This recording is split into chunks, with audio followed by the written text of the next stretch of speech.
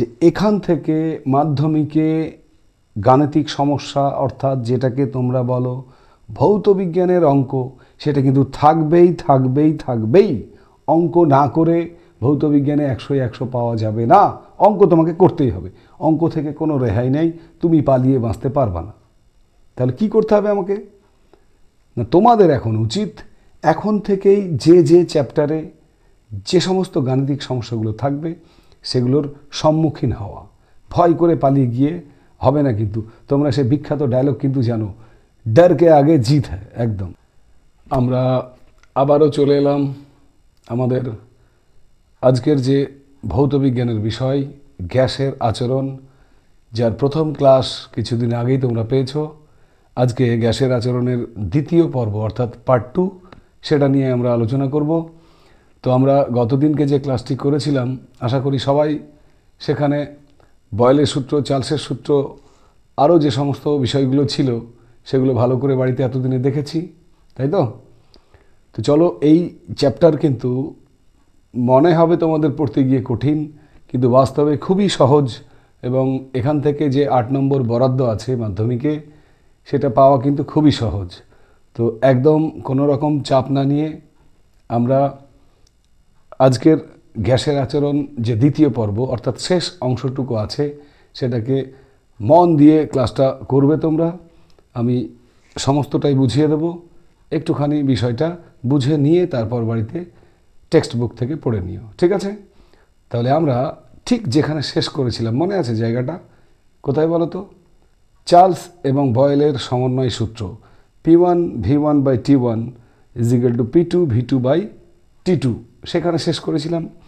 আজকে আমরা গ্যাসের আচরণের যে পার্ট 2 ক্লাস, তার প্রথমেই আলোচনা করব অ্যাভোগাড্রো সূত্র নিয়ে। অ্যাভোগাড্রো সূত্র, অ্যাভোগাড্রো সূত্র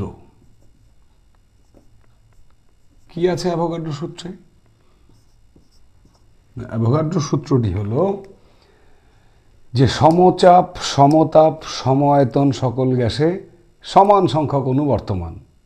আরেকবার বলি যে স্থির তাপমাত্রা এবং চাপে সমান আয়তন সকল গ্যাসের মধ্যে সমান সংখ্যক অণু থাকবে। এটাকে আমরা একটু ঘুরিয়ে ফিরিয়ে যদি বলি, একটি নির্দিষ্ট উষ্ণতা এবং চাপে যে কোনো গ্যাসের আয়তন তার মোল অণু সংখ্যার সঙ্গে সমানুপাতিক হয়। তো এটার যদি আমি ব্যাখ্যা করতে চাই, সে ব্যাখ্যাতে কি বলবো আমরা? না, ব্যাখ্যা হচ্ছে, মনে করো যে একটা নির্দিষ্ট চাপ এবং উষ্ণতায়, সেটা PMMHg হতে পারে। টি উষ্ণতায়, তাহলে কি বললাম? PMMHg চাপে, টি উষ্ণতায় ভি আয়তন, মনে করো ভি আয়তনের হাইড্রোজেন গ্যাসের অণু সংখ্যা ধরো NT। তাহলে অ্যাভোগাড্রো সূত্রানুসারে যদি ভি আয়তনের হাইড্রোজেন গ্যাসের অণু সংখ্যা NT হয়, তাহলে সেই ভি আয়তনের অক্সিজেন গ্যাসের অণু সংখ্যা হবে NT। ভি আয়তনের নাইট্রোজেন গ্যাসের অণু সংখ্যা হবেও NT। তেমনি ভি আয়তনে অ্যামোনিয়া গ্যাসের অণু সংখ্যা হবে NT। তাহলে কি পেলাম? যে চাপ এবং উষ্ণতা যদি স্থির থাকে, তাহলে গ্যাসীয় পদার্থের আয়তন তার অণু মোল সংখ্যার সঙ্গে সমানুপাতিক হবে। এটাকে আমরা যদি গাণিতিক আকারে প্রকাশ করি, তাহলে কোনো গ্যাসের আয়তন যদি ভি হয়, আয়তন = ভি, আর তার অণু সংখ্যা যদি, অণু মোল সংখ্যা যদি n হয়, তাহলে অ্যাভোগাড্রো প্রকল্প অনুযায়ী ভি ভ্যারিজিয়াস আমরা লিখতে পারি n। অর্থাৎ কি? ভি সমান kn, যেখানে কে আমরা কি বলবো? না, কে হচ্ছে একটা সমানুপাতিক ধ্রুবক। ওকে, তাহলে ভি এর তলে n কে নিয়ে এসো। তো V/n সমান কে, সমান কি বললাম? সমানুপাতিক ধ্রুবক বা ধ্রুবক, কনস্ট্যান্ট। তাহলে আমরা এখান থেকে কি লিখতে পারি? V1/n1 সমান V2/n2।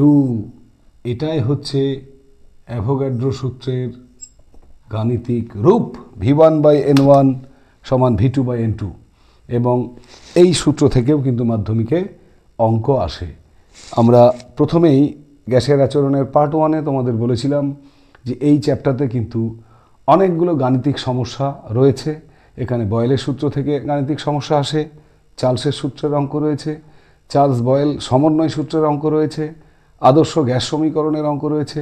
সেগুলো সব কিন্তু আজকের ক্লাসের পরেই আমি সেগুলো নিয়ে আলোচনা করব। নেক্সট, তাহলে আমরা অ্যাভোগাড্রো সূত্র পেলাম। আরও একবার দেখে নেওয়া যাক যে স্থির চাপ ও উষ্ণতায় যে কোনো গ্যাসীয় পদার্থের আয়তন তার অণুমোল সংখ্যার সঙ্গে সমানুপাতিক হবে, এবং তার গাণিতিক রূপ কী পেলাম না, ফাইনালি পেলাম V1/N1 সমান V2/N2। বোঝা গেল? ঠিক আছে, চলো এবারে আমরা চলে যাব আরও একটি গ্যাসীয় পদার্থের যে আচরণ, সেখানে আরও একটি গুরুত্বপূর্ণ সূত্র আমরা পেয়ে থাকি, এবং সেটি হলো বিজ্ঞানী গে-লুসাকের গ্যাস আয়তন সূত্র। কি বললাম না, বিজ্ঞানী গে-লুসাক, গে-লুসাক। তাহলে গে-লুসাকের সূত্রটির নাম কি? গ্যাস আয়তন সূত্র। এখানে পরীক্ষার জন্য তোমাদের শুধুমাত্র জানতে হবে কি, বিজ্ঞানী গে-লুসাকের গ্যাস আয়তন সূত্রটি লেখো এবং সেই সঙ্গে একটি উদাহরণ দাও। তো আমরা প্রথমেই জেনে নেব গে-লুসাকের গ্যাস আয়তন সূত্রটি কি। সূত্রটি হলো, এটি টোটালি গ্যাসীয় পদার্থের সূত্র, যে আমরা জানি যে যারা রাসায়নিক বিক্রিয়ায় অংশগ্রহণ করে তাদের বলে বিক্রিয়কারী গ্যাস, আর যারা সেই বিক্রিয়ায় উৎপন্ন হয় অর্থাৎ বাই প্রোডাক্ট যারা, তাদের বলে বিক্রিয়জাত গ্যাস। তাহলে বিক্রিয়কারী গ্যাসগুলো রাসায়নিক বিক্রিয়ায় অংশগ্রহণ করে, আর তাদের বিক্রিয়ায় যারা উৎপন্ন হয় তারা হচ্ছে বিক্রিয়জাত গ্যাস। এখন সূত্রটা হচ্ছে যে একটি নির্দিষ্ট উষ্ণতা ও চাপে যদি গ্যাসীয় পদার্থের যারা রাসায়নিক বিক্রিয়ায় অংশগ্রহণ করে অর্থাৎ বিকারক গ্যাসগুলি তারা সরল অনুপাতে যুক্ত হয়, এবং তাদের বিক্রিয়ার ফলে উৎপন্ন বিক্রিয়কারী যে পদার্থ বাই প্রোডাক্ট যেটা, সেটা যদি গ্যাসীয় হয়, তাহলে সেই গ্যাসীয় পদার্থটা ওই বিক্রিয়কারী গ্যাসগুলির সঙ্গে তাদের আয়তন সরল অনুপাতে থাকবে। ব্যাপারটা বোঝা গেল? এই জন্যই আয়তন সংক্রান্ত সূত্র বলেই এটাকে বলা হয় গে-লুসাকের গ্যাস আয়তন সূত্র। আরও একবার শুনে নাও, একটি নির্দিষ্ট চাপ ও উষ্ণতায় রাসায়নিক বিক্রিয়ায় অংশগ্রহণকারী গ্যাসগুলি সরল অনুপাতে যুক্ত হয়, এবং তাদের বিক্রিয়ার ফলে যদি উৎপন্ন পদার্থ গ্যাসীয় হয়, তাহলে সেই গ্যাসীয় পদার্থটা কি হয় না, যারা বিক্রিয়কারী গ্যাস তাদের সঙ্গে সরল অনুপাতে থাকে। একটি উদাহরণ দেখো, উদাহরণ দিলে আরও ক্লিয়ার হয়ে ব্যাপারটা। একটি এক আয়তন হাইড্রোজেন এবং এক আয়তনের ক্লোরিন, এরা কি? এদেরকে আমরা বলবো বিক্রিয়কারী গ্যাস, আর এদের বিক্রিয়ার ফলে উৎপন্ন হয় দু আয়তন HCl, এটা হচ্ছে হাইড্রোজেন ক্লোরাইড। এটাকে কি বলে? বিক্রিয়জাত। এটা বিক্রিয়কারী, এটা বিক্রিয়জাত। এখানে দেখো হাইড্রোজেনের আয়তন কত? 1 ভাগ। ক্লোরিনের আয়তন কত? 1 ভাগ। উৎপন্ন যেটা বাই প্রোডাক্ট বিক্রিয়জাত HCl হাইড্রোজেন ক্লোরাইড, তার আয়তন কত? 2, অর্থাৎ 1:1:2, যেটা কিনা একটা সরল অনুপাত। গে-লুসাক কি বলেছিলেন? যে একই উষ্ণতা ও চাপে যারা বিক্রিয়কারী গ্যাস তাদের আয়তন বিক্রিয়জাত গ্যাসের আয়তনের সঙ্গে সরল অনুপাতে থাকবে। ক্লিয়ার? তাহলে পরীক্ষার জন্য আমরা কি মুখস্থ করব, কি দেখে নেব বই থেকে? গে-লুসাকের গ্যাস আয়তনটি বিবৃত, গ্যাস আয়তনের সূত্রটি বিবৃত করো, আর একটি উদাহরণ দাও। কেমন? আচ্ছা, এবারে আমরা চলে যাব একটা ইম্পর্টেন্ট প্রশ্ন, যেটা মাঝে মাঝে পরীক্ষায় দেখা যায়। সেটা হলো যে শুষ্ক বায়ুর চেয়ে আর্দ্র বায়ু, শুষ্ক বায়ুর চেয়ে আর্দ্র বায়ু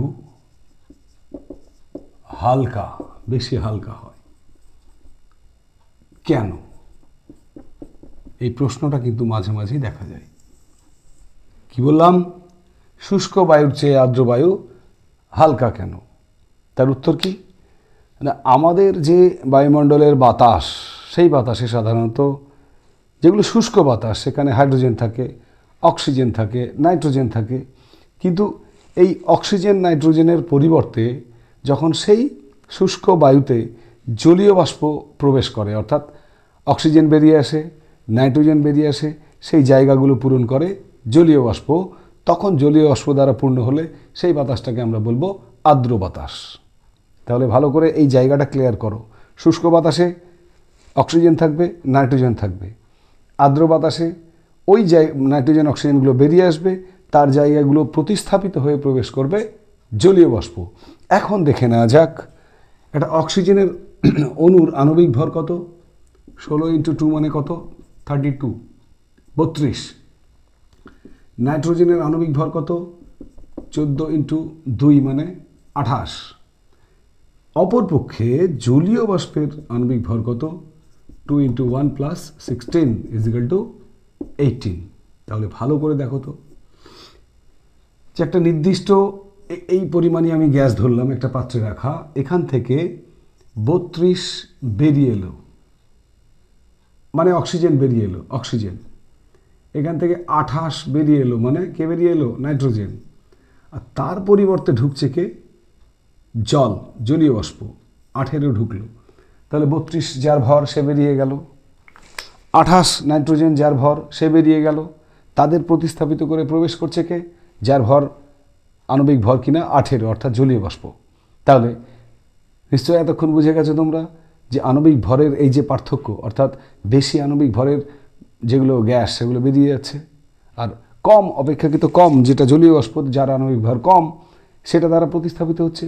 এবং যখন জলীয় বাষ্পের পরিমাণ বেশি হচ্ছে বায়ুতে, তখন সেটাকে আমরা বলি আর্দ্র বায়ু। তাহলে এবার তোমরা বলো, আগে যখন অক্সিজেন এবং নাইট্রোজেন বাতাসে ছিল, অর্থাৎ বায়ুটা শুষ্ক ছিল, সেই বায়ুটা, না জলীয় বাষ্প দ্বারা প্রতিস্থাপিত হওয়ার পর বায়ু যখন আর্দ্র হলো, সেই বায়ুটা, কোনটা বেশি ভারী হবে?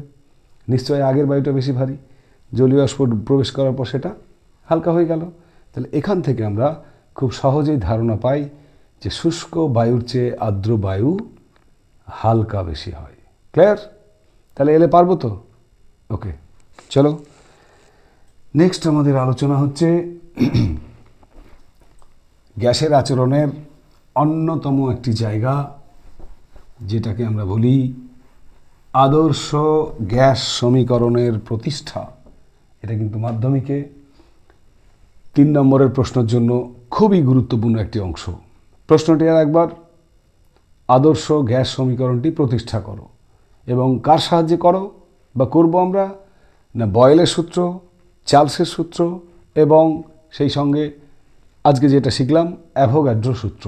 এই 3টে সূত্রকে কাজে লাগিয়ে আমাদেরকে করতে হবে কি না আদর্শ গ্যাস সমীকরণকে প্রতিষ্ঠা করতে হবে। তো চলো, প্রথমে আমরা বয়েলের সূত্রে কি শিখেছিলাম দেখো, ফ্রম বয়েলস ল, অর্থাৎ বয়েলের সূত্র থেকে আমরা কি পেয়েছি? বয়েল সূত্রে ভি ভ্যারিজিয়াস 1/p। কখন?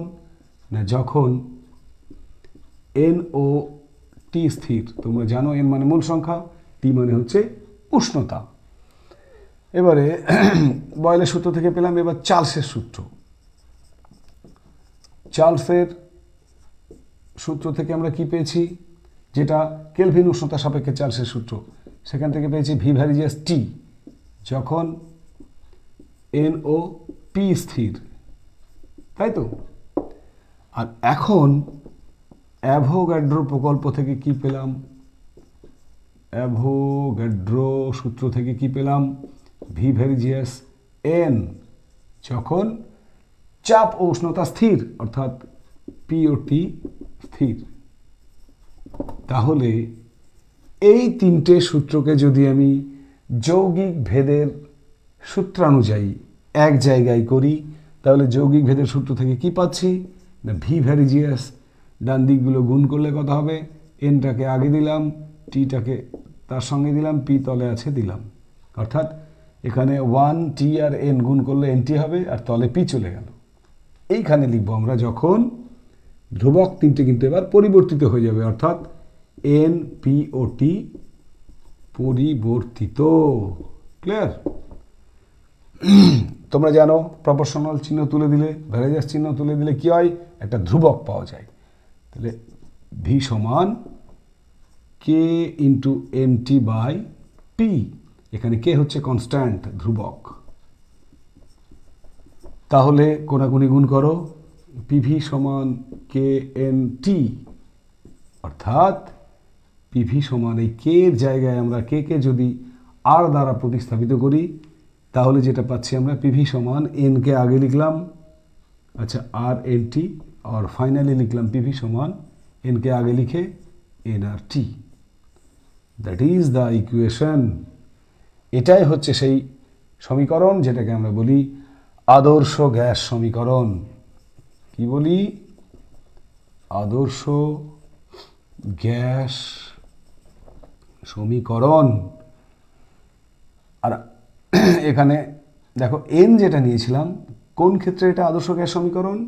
না, এন মোল গ্যাসের ক্ষেত্রে, এন মোল অণু বা এন মোল গ্যাসের ক্ষেত্রে। মনে থাকবে পিভি সমান এন আর টি, যেখানে আর এর একটা বিশেষ নাম আছে, আর কে বলা হয় সর্বজনীন গ্যাস ধ্রুবক। ক্লিয়ার? তাহলে দেখে নাও একবার, বয়েলের সূত্র থেকে কি পেয়েছিলাম, ভি ভ্যারিজেস 1/p, চার্লসের সূত্র থেকে ভি ভ্যারিজেস টি, অ্যাভোগাড্রো প্রকল্প থেকে বা সূত্র থেকে ভি ভ্যারিজেস এন।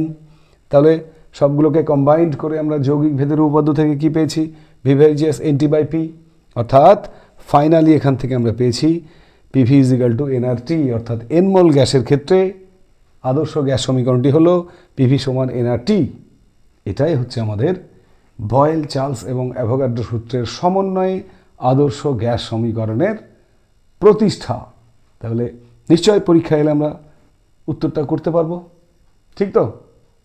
একদম। চলো এবারে এই আর কে নিয়ে কিছু কথা।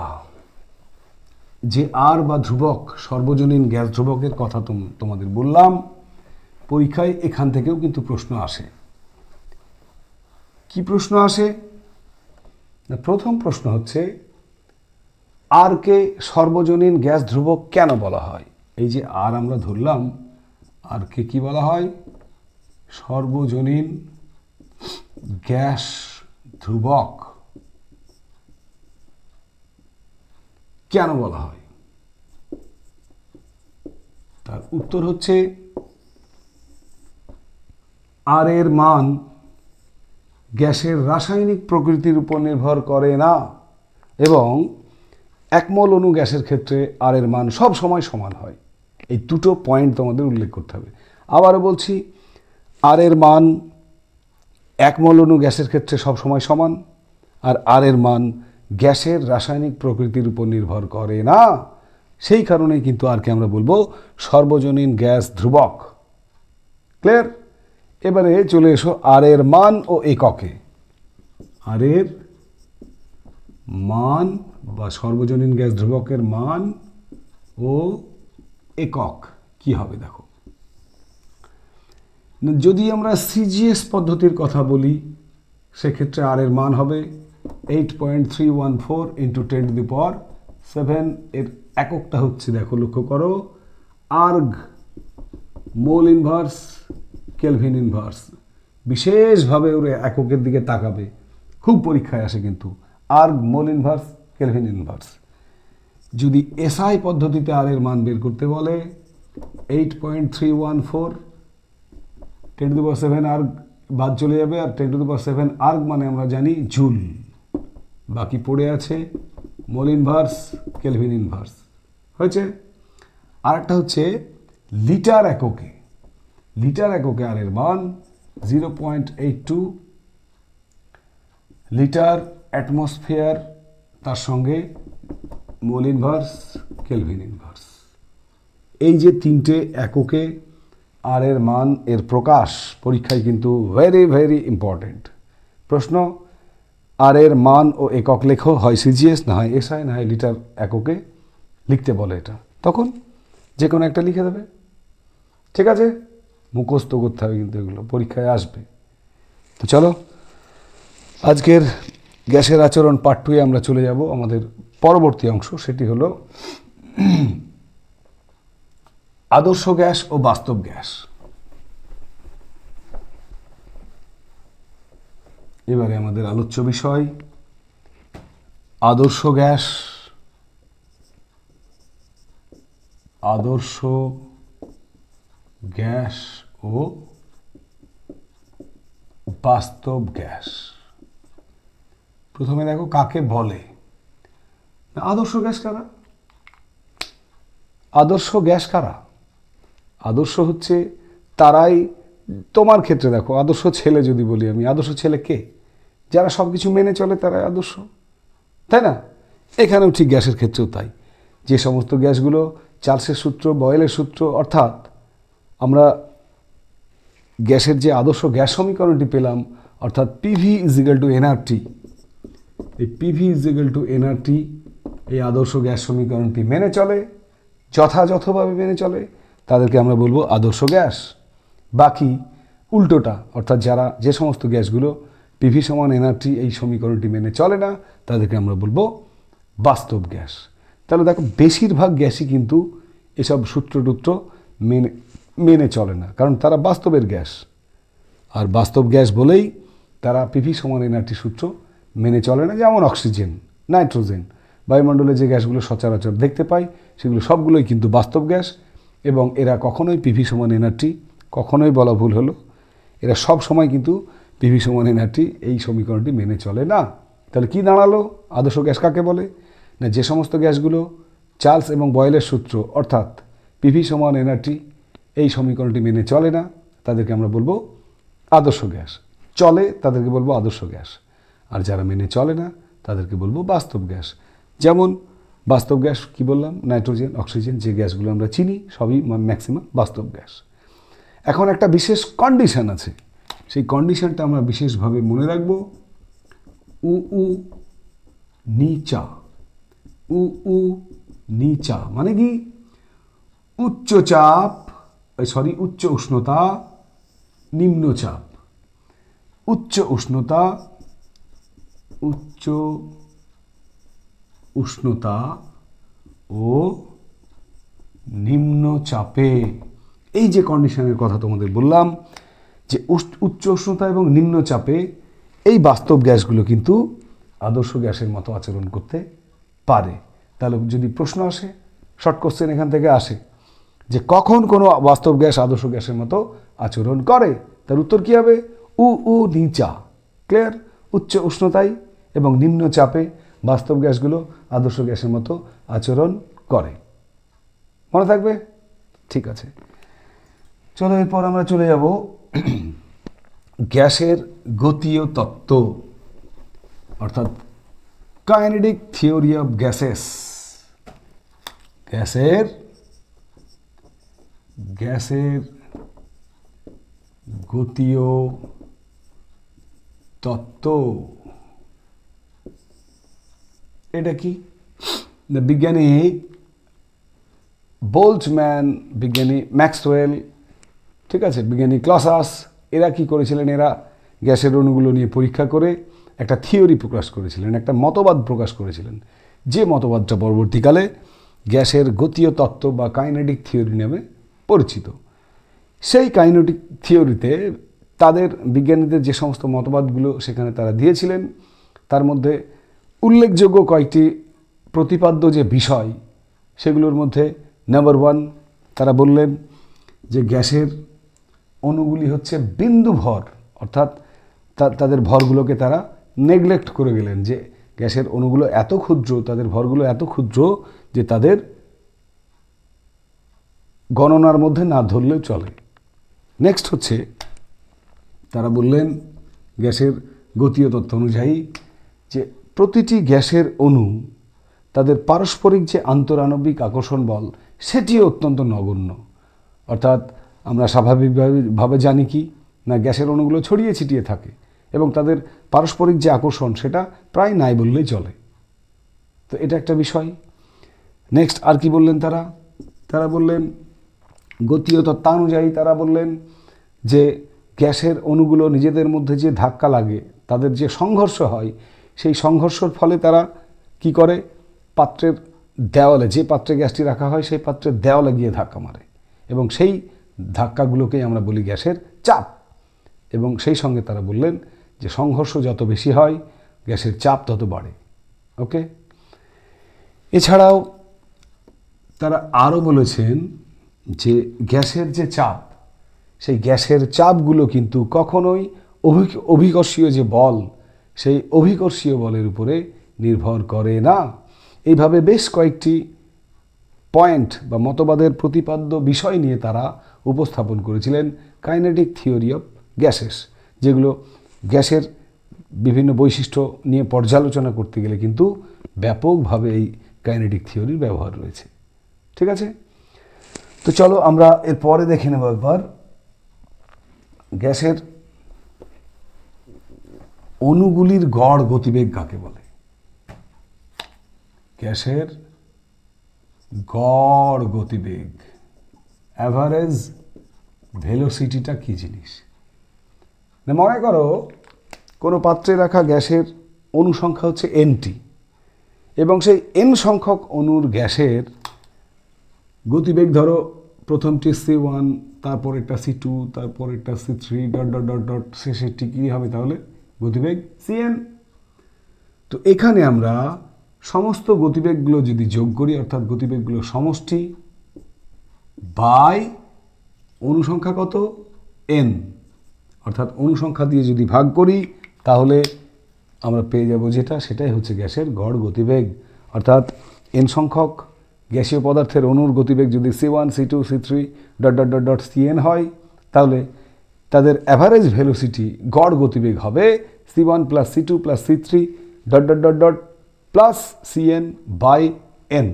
এটি হচ্ছে গ্যাসের গড় গতিবেগ বা অ্যাভারেজ ভেলোসিটি। ক্লিয়ার? এবারে নেক্সট হচ্ছে আমরা একদম শেষের দিকে চলে এসেছি। আমরা এবার জেনে নেব গ্যাসের ব্যাপন কি জিনিস। গ্যাসের ডিফিউশন বা ব্যাপন কাকে বলে? দেখো, যে সমস্ত গ্যাসগুলো নিজেদের মধ্যে রাসায়নিক বিক্রিয়া করে না, এই রকম গ্যাসকে যখন পাশাপাশি তুমি রাখবে তখন কি হয় না, তখন বাহ্যিক কোনো বল প্রয়োগ ছাড়াই গ্যাসের অণুগুলো যখন পরস্পরের সঙ্গে পরস্পর মিশে যায়, যে ধর্মের জন্য এটা হয় সেটা হচ্ছে তার ব্যাপন। একটা ঘরের মধ্যে তুমি ধূপকাঠি জ্বালিয়ে দাও যে কোনো এক কোণে, কিছুক্ষণ পর দেখবে গোটা ঘর জুড়ে সেই ধূপকাঠির গন্ধে কিন্তু ভরে গেছে। এটাই হচ্ছে গ্যাসের ব্যাপন। আরও একবার, যে ধর্মের জন্য কোনো গ্যাসের অণুগুলো বাহ্যিক কোনো বল ছাড়া পরস্পরের সঙ্গে মিশে যায় তাকেই বলা হয় গ্যাসের ব্যাপন। ওকে, নেক্সট আমরা যেটা জেনে নেব সেটা হচ্ছে আমাদের গ্যাসের আচরণের একদম শেষ প্রশ্ন, যেটা পরীক্ষায় মাঝে মাঝে আসে, যে আদর্শ আচরণ থেকে বাস্তব গ্যাসগুলির বিচ্যুতির কারণ। আদর্শ আচরণ থেকে বাস্তব গ্যাসগুলির বিচ্যুতির কারণ। এখানে আমরা দুটো কারণ তোমাদের সামনে তুলে ধরব পরীক্ষা এলে, যে দুটো কারণ লিখলে কিন্তু 2 পেয়ে যাবে। এই প্রশ্নটার জন্য 2 নম্বর বরাদ্দ থাকে। প্রশ্নটা আরও একবার দেখো, আদর্শ আচরণ থেকে বাস্তব গ্যাসগুলির বিচ্যুতির কারণ কি? নাম্বার 1, কাইনেটিক থিওরিতে আমরা কি বলেছিলাম? গ্যাসের অণুগুলো বিন্দুভর। তাহলে গ্যাসের অণুগুলো বিন্দুভর বলে তারা গণনার ক্ষেত্রে গ্যাসের অণুগুলোকে ইনভ্যালিড ধরেছিল। কিন্তু বাস্তবে কি হয় না, গ্যাসের অণু সংখ্যা যখন অনেকগুলো হয়ে যায় তখন কিন্তু তাদের ভরগুলো বিন্দু বিন্দু করে জমতে জমতে একটা কাউন্টেবল হয়ে যায়, অর্থাৎ তারা গণনার মধ্যে চলে আসে। অর্থাৎ আমরা যে গ্যাসগুলোকে অ্যাভয়েড করেছিলাম, নগণ্য বলেছিলাম, সেই গ্যাসগুলোই পরবর্তীকালে কিন্তু এই বিচ্যুতিগুলো ঘটিয়ে দেয়। তাহলে গ্যাসের তোমার বিচ্যুতির কারণ কি বললাম প্রথম পয়েন্টটা হচ্ছে যে গ্যাসের অণুর ভরগুলোকে আমরা নগণ্য বলে তাদেরকে গণনার বাইরে রেখেছিলাম, তারাই বিচ্যুতির একটা অন্যতম কারণ।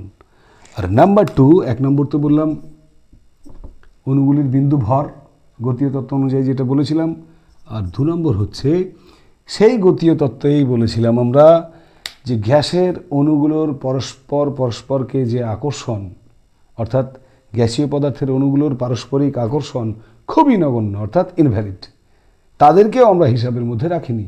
কিন্তু যখন চাপ বাড়লে কী হবে? আয়তন কমে, আর আয়তন যখন কমে তখন কিন্তু গ্যাসের অণুগুলো আর দূরে থাকে না, কাছে চলে আসে। আর যে অণুগুলো কাছাকাছি আসবে তখন তাদের আকর্ষণ বল কিন্তু আরও প্রকট হয়ে যাবে, তখন কিন্তু সেটা আবার ভ্যালিড হয়ে যাবে। তাহলে আমরা যে পারস্পরিক আকর্ষণ বলকে বাতিল করে দিয়েছিলাম হিসাব থেকে, সেটাও দেখো উচ্চ চাপে সেটাকে আবার গণনার মধ্যে আনতে হচ্ছে, সেটাও কিন্তু আমাদের বিচ্যুতির একটা বড় কারণ। তাহলে যদি পরীক্ষায় আসে বিচ্যুতির 2টি কারণ লেখো। 1 নম্বর গতীয় তত্ত্বানুযায়ী গ্যাসের যে বিন্দু ভর অণুগুলোকে ধরা হয়েছিল, কিন্তু বাস্তবে তাদের কিছু না কিছু ভর আছেই। আর নাম্বার 2 হচ্ছে গ্যাসের অণুগুলোর যে আকর্ষণ বলকে আমরা নগণ্য বলেছিলাম, উচ্চ চাপে আয়তন যখন কমে তখন সেই আকর্ষণ বলটাই কিন্তু গণনার মধ্যে চলে আসে। এই 2টো কারণই হচ্ছে আদর্শ আচরণ থেকে বাস্তব গ্যাসগুলির বিচ্যুতির 2টি কারণ। ক্লিয়ার? আশা করি বুঝে গেছো, কোনো সমস্যা নেই। এবারে গ্যাসের আচরণের শেষ প্রশ্ন নিয়ে তোমাদের তো বলে দিলাম উত্তর। এবারে কিছু কথা, সেটা হলো যে এখান থেকে মাধ্যমিকে গাণিতিক সমস্যা, অর্থাৎ যেটাকে তোমরা বলো ভৌত বিজ্ঞানের অঙ্ক, সেটা কিন্তু থাকবেই। অঙ্ক না করে ভৌত বিজ্ঞানে 100 পাওয়া যাবে না, অঙ্ক তোমাকে করতেই হবে। অঙ্ক থেকে কোনো রেহাই নেই, তুমি পালিয়ে বাঁচতে পারবা না। তাহলে কি করতে হবে আমাকে? না, তোমাদের এখন উচিত এখন থেকেই যে চ্যাপ্টারে যে সমস্ত গাণিতিক সমস্যাগুলো থাকবে সেগুলোর সম্মুখীন হওয়া। ভয় করে পালিয়ে গিয়ে হবে না। কিন্তু তোমরা সে বিখ্যাত ডায়লগ কিন্তু জানো, ডর কে আগে জিত হ্যায়। একদম তোমরা ভয় করবে না, বরং চ্যালেঞ্জের সঙ্গে অঙ্কগুলোকে নেবে। ভৌত বিজ্ঞানের অঙ্ক আমি দায়িত্ব নিয়ে বলছি, খুবই সহজ। টেকনিকগুলো যদি জানো, কোন কোন সূত্রগুলো অ্যাপ্লাইড হবে সেগুলো যদি মুখস্থ করো, তাহলে এর মতো সহজ কিন্তু আর কিছু নেই। এবং সেক্ষেত্রে অল্প একটু খেটেই কিন্তু 3 নম্বর তুমি পেয়ে যাবা। তা আজকে গ্যাসের আচরণ আমাদের সম্পূর্ণ ক্লাস কমপ্লিট হয়েছে। সেখান থেকে তোমাদের এই ভিডিও মারফত একটি বার্তা দিতে চাই, সেটা হলো আমরা নেক্সট ভৌতবিজ্ঞানের যে ক্লাসটি নিয়ে আসব, সেই ক্লাসে সমস্ত গ্যাসের আচরণ থেকে যে টাইপের কোশ্চেন গাণিতিক সমস্যাগুলো হতে পারে সেগুলো আমি তোমাদের সামনে কোয়েশ্চেন প্লাস সমাধান সমস্তটাই বোর্ডে কিন্তু করিয়ে দেবো। আমি আবার বলছি, গ্যাসের আচরণ থেকে সমস্ত গাণিতিক সমস্যা এবং তাদের সমাধান যেগুলো সম্ভাব্য মাধ্যমিক 2026-এ আসার মতো সবগুলো করিয়ে দেব। এবং সেই সঙ্গে আরও একটি কথা বলে দিই, সেটা হচ্ছে এই যে গ্যাসের আচরণের যে কোয়েশ্চেনগুলো, প্রশ্নগুলো, সেগুলোও কিন্তু আমরা ঠিক পরের যে ভৌতবিজ্ঞানের ভিডিওটি নিয়ে আসব তার ডেসক্রিপশানের লিঙ্কে আমি দিয়ে দেবো। সেখান থেকে তোমরা ক্লিক করে কোয়েশ্চেনগুলো প্রিন্ট করে বের করে নিও এবং বাড়িতে প্র্যাকটিস করবে। আর যেমন বলি, কোনো সমস্যা হলে অবশ্যই যোগাযোগ করো, অবশ্যই আমি তোমাদের সমস্ত উত্তরগুলো করিয়ে দেবো এবং উত্তরের ভিডিও নিয়েও আমি কিন্তু তোমাদের সামনে হাজির হব। তো এবারে পরের ক্লাসে, মানে পরের ভৌতবিজ্ঞান ক্লাসে যাওয়ার জন্য এখন থেকে তোমাদের প্রস্তুতি নিতে হবে এবং সেই প্রস্তুতির জন্য আজকের ভৌতবিজ্ঞানের ক্লাসের শেষে যে সূত্র কয়েকটি আমি লিখিয়ে দেবো সেগুলো কিন্তু তোমাদের একদিনে তৈরি রাখা চাই। কি সেই সূত্রগুলো একবার লিখে নাও, খাতা পেন বের করো, লিখে নাও।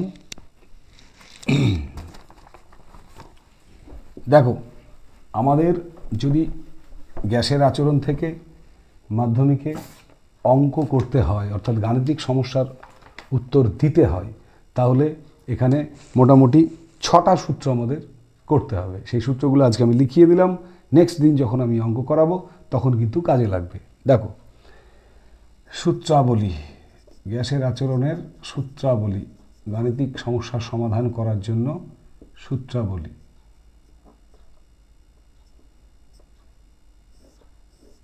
নাম্বার 1, বয়েলের সূত্র থেকে আমরা কি পাই? বয়েলের সূত্র, সেখান থেকে সূত্রটা কি পাই? P1 V1 সমান P2 V2। খুবই ইম্পর্টেন্ট একখানা সূত্র, যেখান থেকে কিন্তু মাধ্যমিক যে ভৌতবিজ্ঞানের গ্যাসের আচরণ চ্যাপ্টার, তার অঙ্ক খুব পরীক্ষায় আসে। Number 2, Charles.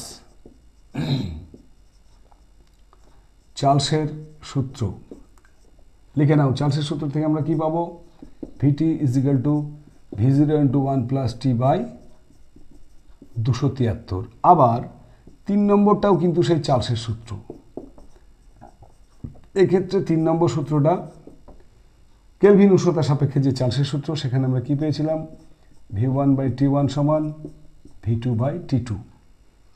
নাম্বার 4, চার্লস এবং বয়েলের সমন্বয় সূত্র তোমরা এর আগেই শিখেছিলে। P1 V1/T1 = P2 V2/T2। এটা হচ্ছে কি বললাম? চার্লস ও বয়েলের সমন্বয় সূত্র। ক্লিয়ার? নাম্বার 5, একটু আগে আমি নাম্বার 5 এর কথা বললাম, যেটা আদর্শ গ্যাস সমীকরণ, PV = nRT। এবং নাম্বার 6 হচ্ছে এই PV = n এর পরিবর্তে আমরা লিখতে পারি W/mRT, যেখানে W-টা হচ্ছে গ্যাসের ভর, M-টা হচ্ছে মোলার ভর। মোলার ভর। তাহলে আমরা 1, 2, 3, 4, 5 এবং 6 এই 6টি সূত্র ভালো করে লিখে নাও। এই 6টি সূত্র থেকেই কিন্তু আগামী ক্লাসে গ্যাসের আচরণের সমস্ত গাণিতিক সমস্যাগুলোর সমাধান হয়ে যাবে। দ্যাট মিন্স মাধ্যমিকে ভৌতবিজ্ঞানে যে গাণিতিক সমস্যাগুলো থাকে, তাদের 3 নম্বরের ব্যবস্থাও কিন্তু হয়ে যাবে যদি এই সূত্রগুলো তোমরা দেখে রাখতে পারো। তাহলে আর দেরি নয়, আজকের মতো এটুকুই ছিল। আবারও বলি, ক্লাস শেষে সবাই এভাবেই তোমাদের প্রিয় চ্যানেল সায়েন্স উইথ মিন্টু স্যারের সঙ্গে থাকবে, এভাবেই আমাকে মোটিভেট করে যাবে। বেশি বেশি করে যারা আগামী 2026-এর মাধ্যমিক ক্যান্ডিডেট, তাদের ভিডিওগুলো শেয়ার করে দেখার সুযোগ করে দিও। ব্যাস, ভালো থেকো সবাই, সুস্থ থেকো। Bye bye.